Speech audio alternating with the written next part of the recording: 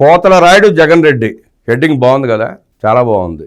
అదే కాకుండా మనకు ప్రముఖ హాస్య నటులు ఉండేవారు వేణుమాధవ్ గారు, వారు స్వర్గస్థులైనారు. దానికి బాధపడుతూనే ఈ సందర్భంగా ఆయన పేరు తెలుసుకో తప్పలేదు. ఆయన సినిమా రంగంలో హాస్య నటుడైతే భారత రాజకీయ రంగంలో ప్రముఖ హాస్య నటుడు, ప్రముఖ రాజకీయ హాస్య నటుడు జగన్ రెడ్డి. ఈ సందర్భంగా ఆయన మీద ఒక అనలిస్ట్ ఒక ఆర్టికల్ రాశారు. అదేంటో చదువుదాం. మేడి పండు చూడు మేలిమయుండు, పొట్ట విప్పి చూడు పురుగులుండు అన్న సామెత జగన్ రెడ్డి పాలనకు అచ్చంగా సరిపోతుంది. పాపం ఈ సామెతలు ఆయనకి తెలియదు అనుకుంటా. ఆయన తెలుగు రాదు కదా సరిగ్గా, తెలుగు రాదు, ఇంగ్లీష్ రాదు, హిందీ రాదు, ఏ భాష వచ్చో ఆయనకే తెలియదు. మేడి పండు చూడు మేలిమయుండు, పొట్ట విప్పు చూడు పురుగులుండు. జగన్ రెడ్డి కరెక్ట్గా సరిపోతుంది. జగన్ రెడ్డి పొట్ట నిండా పురుగులే, నిట్టనిలో మనిషిలో విషమే. ఆర్భాటపు ప్రచారాలతో మభ్యపెట్టి విద్యా వ్యవస్థను పూర్తిగా పాతాళానికి దిగజార్చిన ఘనత జగన్ రెడ్డిదే. చెద పురుగు మాదిరి రాష్ట్రంలో అన్ని రంగాలను దోచేసి తానేదో రాష్ట్రాన్ని ఉద్ధరించినట్టు 5 ఏళ్లు అరచేతిలో వైకుంఠం చూపించి ప్రజలను మోసం చేసిన మహామాయగాడు జగన్ రెడ్డి. నాడు నేడు పేరిట స్కూళ్ల రూపురేఖలు మార్చేశామంటూ, ఇంగ్లీష్ మీడియం పేరుతో పేద పిల్లల భవిష్యత్తును తీర్చిదిద్దామంటూ జగన్ రెడ్డి పిట్టలరాయుడి కబుర్లతో 5 ఏళ్లు కాలక్షేపం చేసి విద్యార్థులను కనీసం అంకెలు అక్షరాలను కూడా గుర్తించలేని స్థితికి దిగజార్చాడు. రాష్ట్ర వ్యాప్తంగా 44,293 ప్రభుత్వ పాఠశాలలు ఉండగా వీటిలో చదువుతున్న విద్యార్థుల సంఖ్య 33,62,093 మాత్రమే. అదే సమయంలో ప్రైవేట్ రంగంలో 13,484 పాఠశాలల్లో 34,02,049 మంది విద్యార్థులు చదువుతున్నారు. అదనంగా 789 ఎయిడెడ్ పాఠశాలల్లో 88,330 మంది విద్యార్థులు ఉన్నారు. ప్రభుత్వ పాఠశాలలను బలోపేతం చేసి విద్యను అందరికీ చేరువ చేయాల్సిన బాధ్యత ఉన్నప్పటికీ వైసీపీ ప్రభుత్వం పూర్తి నిర్లక్ష్యంతో వ్యవహరించింది. మౌలిక సదుపాయాలు మెరుగుపరిచి నాణ్యమైన విద్యను అందించాల్సింది బదులు ప్రైవేటు విద్యా సంస్థలకు లబ్ధి చేకూర్చే విధంగా వ్యవహరించింది.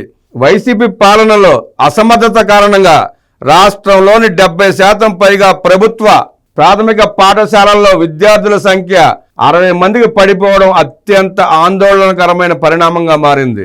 తప్పుడు లెక్కలను అడ్డుపెట్టుకుని ప్రభుత్వ పాఠశాలల్లో విద్యార్థుల చేరిక పెరిగిందని అంకెల గారడీ చేసి తన అద్భుత విధానాల వల్లే ఇది సాధ్యమైందని సొంత పత్రికల్లో గొప్పలు చెప్పించుకున్న జగన్ రెడ్డి 5 ఏళ్ల పాటు ప్రజలను మోసం చేశాడు. దేశవ్యాప్తంగా అన్ని రాష్ట్రాలు విద్యా ప్రమాణాలను మెరుగుపరుచుకునే దిశగా ముందుకు సాగుతుండగా ఆంధ్రప్రదేశ్ మాత్రం జగన్ రెడ్డి పాలనలో పూర్తిగా పతనమైంది. ప్రభుత్వ ప్రాథమిక ఉన్నత పాఠశాలను బలోపేతం చేయకపోగా తరగతులను తరలించడం, పాఠశాలలను విలీనం చేయడం, ఉపాధ్యాయుల రేషనలైజేషన్ విధానాలతో పేద బడుగు బలహీన వర్గాలకు విద్యను దూరం చేశాడు జగన్ రెడ్డి. వైసీపీ ప్రభుత్వం అధికారంలోకి వచ్చే నాటికి రాష్ట్రంలో 2002 ఎయిడెడ్ విద్యా సంస్థలు ఉండగా వైసీపీ గద్దె దిగే నాటికి కేవలం 837 పాఠశాలలు మాత్రమే మిగిలాయి. గ్రామీణ ప్రాంతాల విద్యార్థులకు 117 జీవో ద్వారా పాఠశాలల విలీనం పెద్ద దెబ్బ అయితే, ఎయిడెడ్ పాఠశాలలు మూతపడడం విద్యారంగ పతనానికి మరో దెబ్బ. చదువుల తల్లి కన్నీరు పెట్టేలా విద్యా వ్యవస్థను నిర్వీర్యం చేయడం, ఉపాధ్యాయులను ఇబ్బందుల పాలు చేయడం వంటి చర్యలతో విద్యార్థుల భవిష్యత్తును అగాధంలోకి నెట్టివేశాడు జగన్ రెడ్డి. ప్రాథమిక స్థాయి నుంచి ఉన్నత విద్య వరకు అన్ని రంగాల్లో వైసీపీ ప్రభుత్వం చేసిన దోపిడీ, అవినీతి, అశాశ్వత విధానాల ప్రభావం నేడు విద్యారంగంలో సంక్షోభానికి మూల కారణం. జగన్ ప్రభుత్వం తల్లిదండ్రుల అభిప్రాయాలను పక్కన పెట్టి విద్యా నిపుణుల సూచనలు లెక్క చేయకుండా ప్రపంచం గుర్తించే మాతృభాష విద్యను పూర్తిగా అణగదొక్కింది. దేశంలోనే 3వ స్థానంలో ఉన్న విద్యారంగం 2023 నాటికి 19వ స్థానానికి దిగజారడం జగన్ రెడ్డి ప్రభుత్వ వైఫల్యానికి నిలువుటద్దం. విద్యారంగంతో బంతాట ఆడిన జగన్ రెడ్డి ప్రభుత్వం అనవసరమైన విధానాలను ప్రవేశపెట్టి విద్యార్థులు, తల్లిదండ్రులను అయోమయంలో పడేసింది. ఐబీ, సిబిఎస్ఈ, ఇంగ్లీష్ మీడియం అంటూ అయోమయ విధానాలతో విద్యార్థులను గందరగోళానికి గురి చేశారు. పాఠశాలల విలీనాలు, తరగతుల మార్పులు విద్యార్థుల చదువును తీవ్రంగా ప్రభావితం చేశాయి. ప్రైవేటు పాఠశాలలను ప్రోత్సహించే విధంగా ప్రభుత్వ విద్యను నిర్వీర్యం చేసేందుకు కుట్రలు పన్నారు. పేద పిల్లలకు మంచి విద్యను అందించేందుకు టీడీపీ హయాంలో ప్రవేశపెట్టిన బెస్ట్ అవైలబుల్ స్కూల్ పథకాన్ని రద్దు చేయడం జగన్ ప్రభుత్వ నిర్లక్ష్యానికి నిదర్శనం. డిజిటల్ వర్చువల్ క్లాస్ రూములు, ఫైబర్ గ్రిడ్ సదుపాయాలను నిర్వీర్యం చేయడం ద్వారా తదుపరి తరం విద్యను ముందుకు తీసుకువెళ్లాల్సిన ప్రభుత్వ విధానాలను జగన్ ప్రభుత్వం పూర్తిగా నిర్వీర్యం చేసింది. ఉపాధ్యాయుల రేషనలైజేషన్ పేరుతో అనేక మంది ఉపాధ్యాయులను బలవంతంగా బదిలీ చేయడం, పాఠశాలల్లో కనీస వసతులు కూడా లేక విద్యార్థులు తల్లిదండ్రులు ఇబ్బందులు పడేలా చేయడం వంటి దారుణమైన విధానాలతో రాష్ట్ర వ్యాప్తంగా వేలాది ప్రభుత్వ పాఠశాలలు మూసుకున్నాయి.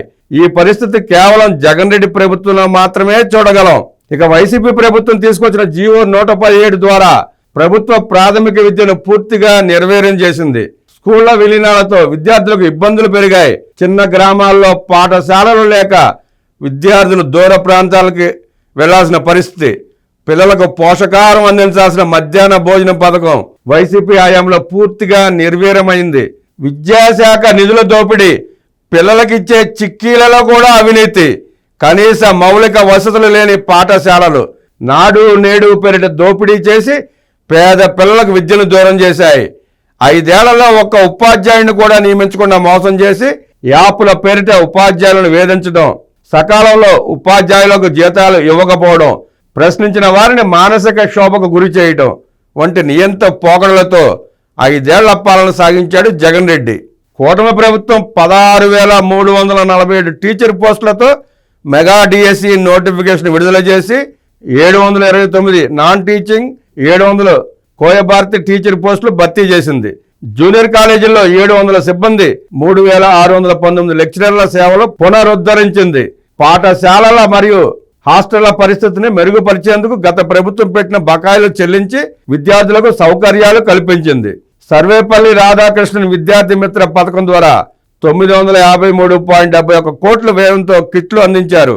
పాఠశాలలకు 100 కోట్లు, అంగన్వాడీ కేంద్రాలకు 52 కోట్లు మంజూరు చేసి మెగా పీటీఎం ద్వారా సమస్యలను పరిష్కరిస్తోంది కూటమి ప్రభుత్వం. ఇంత విధ్వంసం చేసి, ఇన్ని దారుణాలు చేసి, చిక్కి మీద బొమ్మలు వేసుకుని, కోడిగుడ్ల మీద బొమ్మలు వేసుకుని ప్రచార పిచ్చ, దోసుకోవడం దాచుకోవడం తప్ప రెండోది తెలియని, నాడు నేడు అంటూ ఊదరగొట్టుకుంటా సొంత పేపర్లకు యాడ్లు ఇచ్చుకోవడం తప్ప ఒక్క విద్యార్థికి జగన్ రెడ్డి వల్ల న్యాయం జరిగిందని కానీ అభివృద్ధి చేశాడని కానీ తెలిస్తే చెప్పండి, మళ్ళీ సమాధానం చెప్తాం.